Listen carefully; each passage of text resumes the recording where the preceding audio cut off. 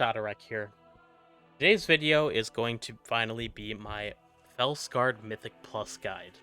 Now, for those of you that don't know me, I am the rank 1 Havoc Demon Hunter from Season 2 and current rank 1 Demon Hunter of Season 3. And I've been pushing keys and recently became a full-time content creator for Havoc Demon Hunter. This is likely to bring in a bunch of new people. I have another Mythic Plus guide for Eldrazi Reaver, as well as a bunch of different other guides that will be able to be found in the description below the video. So, let's get right into it. Now, when it comes to Havoc Demon Hunter, for Fel Scarred, this is actually a much simpler build than Eldrazi Reaver, so fortunately, I don't have as much depth to go into. Now, the first thing I'm going to mention is that before a key starts, you are able to stack Cycle of Hatred. Now, Cycle of Hatred, if you're not sure what that is our 20 seconds of cooldown reduction on I-Beam once it is stacked.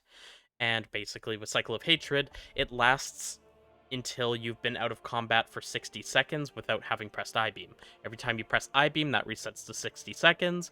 Every time you enter combat, it resets to 60 seconds. There's no way to see that timer, unless maybe some specialized weak auras that track specifically off of those events.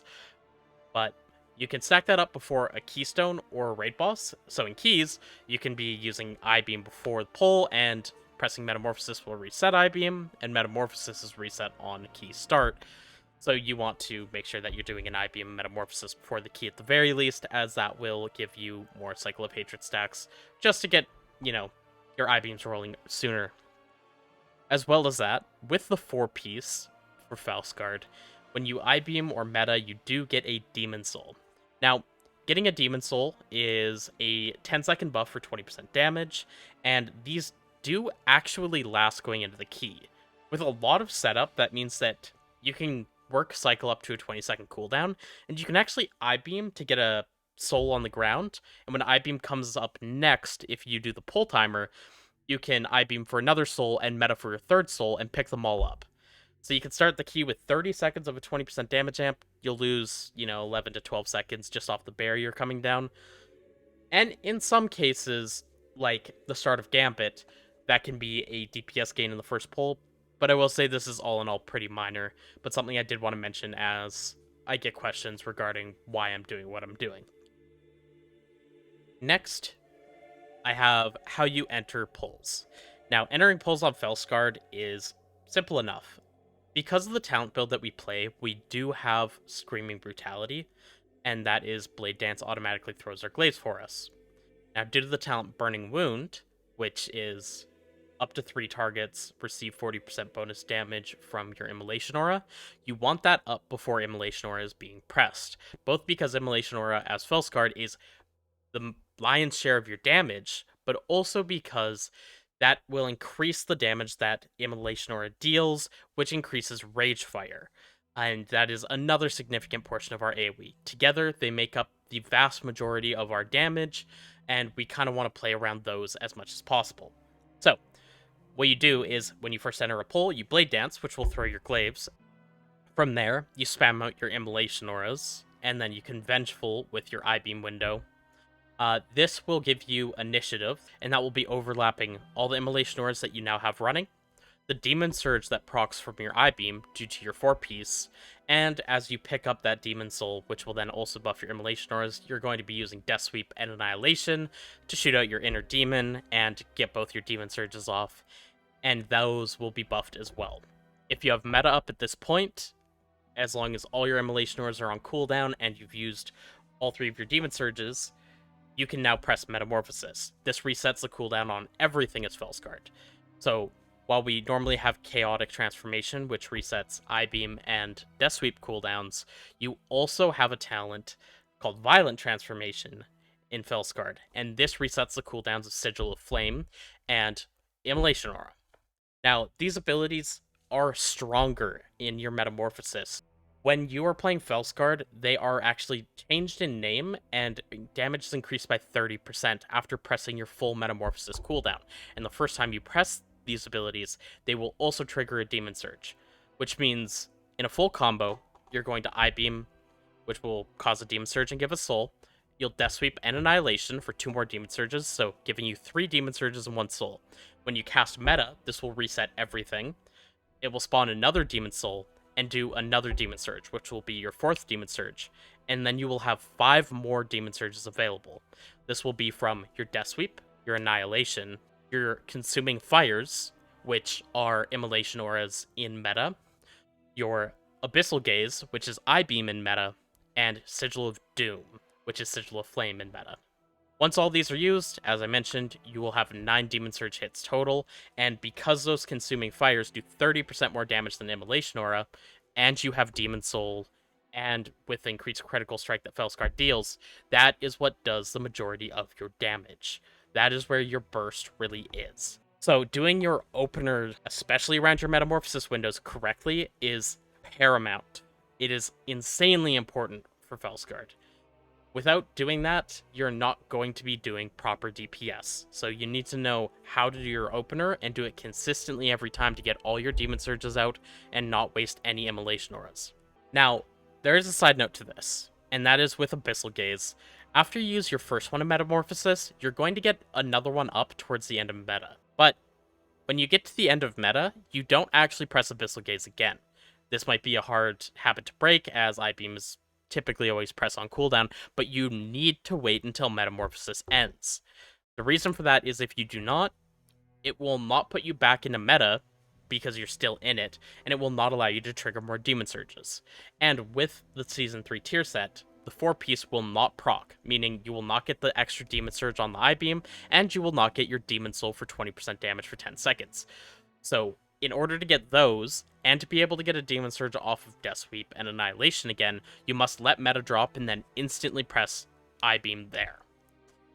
That said, if you have any Consuming Fires coming up towards the end of meta, you can press those for the 30% extra damage on those, and then go right into your I-Beam window where you will then be getting your Demon Soul to buff them up as well. So there's some synergy that can be done there, and getting the timing right and knowing when to do it is sometimes a bit difficult, but can be incredibly rewarding. Next, we have how you deal damage in AoE versus single target. Now, the opener that I gave where you spam out all your Immolation Auras and use them all again, this is in AoE for burst damage. In single target, you don't quite play it the same. So in AoE, you're going to use all your Immolation Auras before pressing your I-Beam, spending your Demon Surges and picking up your Demon Soul, and then casting Meta. At which point you're going to Death Sweep and spend all your Consuming Fires again, as well as an Annihilation before going into Abyssal Gaze and eventually Sigil of Doom. That's because the majority of your AoE damage will come from these. But on single target, this is not the case. It will do significantly less damage on single target, as the damage from Ragefire will go up pretty significantly with more targets beyond one target, and the single target damage of Immolation Aura itself is not going to be incredibly high either, as it does scale 1-to-1 with target count up to 8, at which point it starts to fall off per target. In single target, you play around your 2-piece, which also gives you a 20% damage buff to Chaos Strike while Immolation Aura is active. This does not stack, so if you have, say 3 Immolation Auras up on you at once, it will not give you a 60% damage buff to Chaos Strike, it will only be 20%. What this means is you're going to try to maximize your Immolation Aura uptime, and specifically try to cover your I-Beam and Demonic windows with it. This will maximize the amount of time you have on the Chaos Strike damage buff, and increase your single target damage overall. When it comes to fights with ads, or situations where you're swapping between a priority target and actual full AoE, this is where there is the nuance to deciding exactly how to use your damage. And there's no one-size-fits-all answer, but typically, using Immolation Aura on AoE scenarios is going to be vastly more beneficial for your overall damage, and just for how you are dealing damage compared to using it on single target and not having them for AoE, as it is a massive AoE tool. As a side note with Immolation Aura, there's actually an interesting way that this is coded. So Immolation Aura has 5 spell IDs it uses, and Consuming Fire has 4 spell IDs it uses. The problem is, they also share these IDs. So the first spell ID that Immolation Aura uses which, if it's not currently in use, is going to be the one that it always uses. It's only used by Immolation Aura, and it's the original ID.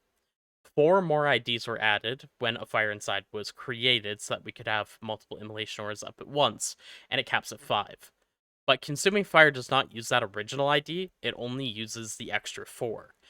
So that does mean there could be scenarios where, say, you use 5 Immolation Auras before going into meta, and if the 4 Immolation Aura IDs are all used up that Consuming Fire also uses, when you press the button, what happens is not what you would expect. It will take both charges of your Consuming Fire, and with that, it will drop you down to 0 stacks, no Consuming Fire left, and it will spell queue your Consuming Fire in the background until one of those IDs is usable, but only 1 stack of it. That said, if there's ever an Immolation Aura or Consuming Fire stacked up in the background this way, and you press I-Beam will fail. It will press the button and start the trigger, but the I-Beam will just not happen, you won't gain Furious Gaze, and it will do 0 ticks of damage. So this is something to really watch out for, as you don't want to overuse your Immolation Auras in rare cases that you proc too much. And this is a really rare thing on Eldrazi Reaver, but for Fel Scarred, this does happen all the time, because when you press meta, you do get those Consuming Fire resets on Immolation Aura, and if you use everything too close together and you don't do the opener in the way that I've said, or you have a lot of haste maybe with Bloodlust, plus something like the orbs that you can stun for the 20% haste, maybe PI, then you can end up with good RNG causing you to overwrite your buffs if you're not tracking this and aware of the possibility. Unfortunately, there's no fix for this. It's just something that you need to kind of keep in mind and play around. And this is why I track all my Immolation Aura IDs separate, and I have the 5 different buffs that show up on my bar. And I also track specifically which one is the default Immolation Aura ID that Consuming Fire does not use. That one has a larger cooldown text than the other 4. This is an intentional thing that I did do so I could keep this separated and just have a visual for it, because it's really hard to keep track of without having that visual. Next, we have rotation. Now, for general rotation, I do have the Wowhead guide posted on Wowhead, and you can look up, you can look up opener and have a visual opener on your side monitor while you're playing, which might be good while you are learning. As I mentioned before with Immolation Auras, I do have a note about the stacks, so that is something to be aware of. When we come down to the AoE portion, this is where we have the priority list. But it's difficult to just simply write this out in a priority, as typically you do want to use things together. So something you're going to notice that I do in my gameplay frequently is I will save an Immolation Aura for every I-Beam window, if not multiple. The main reason for that is holding off on using that Immolation Aura as long as it's still going to be in AoE on the pack, and the pack will not die during it. Then you're going to be casting I-Beam. You will Vengeful Retreat with that I-Beam if it's up, giving you initiative for the 10% critical strike chance and a bit of critical strike damage.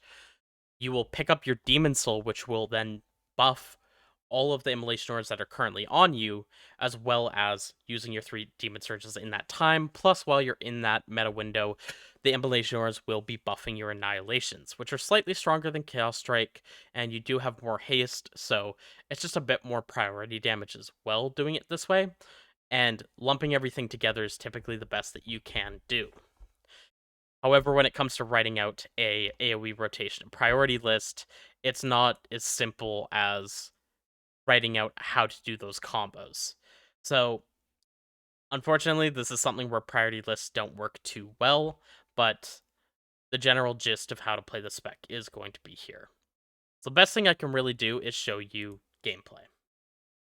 And as I mentioned, outside of those big openers, you're really just going to be pressing Blade Dance on cooldown, Chaos Strike. Citadel of Flame is a big nothing of a button. It's really just a generator that does slightly more AoE damage than Fellblade. So in AoE scenarios, it's higher priority than Fellblade, but you don't worry about it too much. And there's nothing else going on. When you don't have Immolation or I-Beam, all you really have to press is Blade Dance, Chaos Strike, Fellblade, and Sigil of Flame. You don't press throw glaive, as Blade Dance will automatically throw these for you, and if you do use the charges, then Blade Dance will not be able to throw the charges for you. That means that you only really need to know how to do your damage in your set rotation windows. Doing the burst around your I-beam windows, where you get your 4-piece to proc and use your demon surges, and doing your big burst on your 2-minute cooldowns, where the majority of your damage will be coming from. Outside of that, you're just pressing buttons pretty much on cooldown, spending fury, and it's very minimal towards your actual overall performance. Most of your damage is in the windows. This is a big difference from Eldrazi Reaver, which pretty much needs permanent upkeep on soul generators, as well as good play at all times and constant tracking of your Reaver's Mark target as well as your buff windows. All of that is gone for Fel Scarred. Fel Scarred is simply just the same build, but significantly easier and more AoE focused with no funnel. Lastly, one thing I do want to mention in regards to rotation is the hunt does nothing special for Fel Scarred. With Eldrazi, it's something that's very important to press on cooldown as it does generate that Reaver's Glaive, but for Fel Scarred, it's really just a damage button.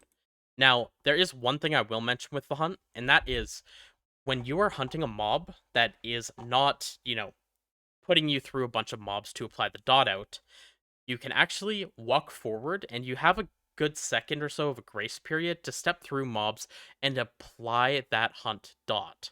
This does go for Eldrazi as well as Fel Scarred. It's something that's useful to know, and I haven't mentioned in previous guides. This was kind of common knowledge back more in Shadowlands. It's something I just kind of forgot to bring up.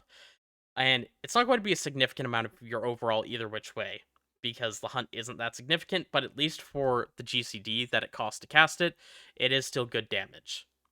Don't need to overthink it. You can pretty much press it on cooldown, and that's about the best that it's going to do. Next, we have stats and gearing. So, when it comes to stats and gear, Fel Scarred and Eldrazi are pretty similar. Fel Scarred's just going to be stacking Critical Strike and Mastery for the most part. You'll have a little bit of Haste and Mastery from your gear, and that is going to be enough in Mythic Plus. As for gear itself, now, what would be notable is looking at Trinkets. So, looking at Trinkets for Mythic Plus, as always, Astral Antenna is our BIS in Mythic Plus. If you don't raid, or if you don't Mythic raid, this can still be replaced by any Mythic M plus trinket, basically. None of our trinkets are good enough to jump up a tier of difficulty and item level, so you can follow Sims on that. But if you do not have an Astral Antenna, then you're going to look for probably a Solea's, as long as someone in your group can provide Critter Mastery. Keep in mind that while it doesn't sim the best, 20% of the value is given to an ally, and it is good for your group. You can also run either Empowering Crystal of Anubicage or Sephorium Pacemaker as your passive trinket. For an on-use trinket, which you will want it on use for Fel Scarred as you do such a significant amount of your damage in burst windows, the best is Nether Prism. Nether Prism gives the greatest burst window. It is a massive, massive amount of stats on the button press, and it's very flexible with the cooldown, and you could stack it up to 3 minutes or so if there's some situations where you might hold your meta for a certain situation. So Unyielding Nether Prism is absolutely the best on use that you can use. And because you're on a 2-minute timer, you don't want to use a 1.5-minute cooldown trinket like Cursed Stone Idol or the Lily. So your other options are going to be either Raz's Ritual Forge, which is just a worse version of Nether Prism for Havoc, or Signet of the Priory, which is, I think, the worst of the 3 options, but you can use it in a pinch if, again, you don't raid, and that's just what you're going to be able to get. Again, though, if you have a Mythic track Priory, you can run that over Heroic track Raid Trinkets, and that is perfectly fine as well. That should just about cover everything in regards to gearing for Fel Scarred and stats. So, the last thing that I want to bring up is something from another one of my videos. There's a very important macro that goes for more than just Fel Scarred. This is something that you definitely should do for Eldrazi Reaver as well. However, I do want to bring this up specifically as I still see a lot of Demon Hunters are not doing this, and it is something that I cannot stress enough the importance. So I've previously put out a video on this, and this will be linked to from the guides playlist in the description as well. But I have a video for macros you should be using. And there's a macro here that you should macro pretty much all of your rotational abilities too. This is why all my abilities show as macros on my bars, everything through Chaos Strike, Blade Dance, Vengeful Retreat, The Hunt, and Immolation Aura, and pretty much everything else except for Fel Rush. I have them set to stop macro for Eye-Beam and Abyssal Gaze. What this macro does is it means if you're pressing that button while you're in a channel for Eye-Beam or Abyssal Gaze, it stops the macro. It will not cancel your Eye-Beam or Abyssal Gaze. So while you are channeling Eye-Beam or Abyssal Gaze, you could just spam your next rotational button to get it out faster and easier. The reason I don't have Fel Rush macroed this way is simply because you may want to Fel Rush to cancel the Eye-Beam if you just need to get out. And as always, you can still hit escape to just cancel your casts at any time. This also works for the Hunt. It's just the default button in the game for canceling a cast, so that's always an option as well. But I do greatly recommend this because if you are canceling your Eye-Beam, you will not be getting your Furious Gaze 10% haste buff for fully casting the channel, and you also lose a significant amount of damage just from canceling Eye-Beam itself. It does a lot of damage, whether it's single target or AoE, very quickly. So any ticks of it that you're losing is a lot of lost damage, and it's nice just to have it all macroed and have the freedom of mind that you can just start spamming your next key to get it out as fast as possible and never cancel. And with that, I've covered everything that I wanted to in my Fel Scarred guide. Now, this one is not quite as in-depth or, nuanced as my Mythic Plus guide for Eldrachi Reaver was, but that's simply because Fel Scarred is not as difficult.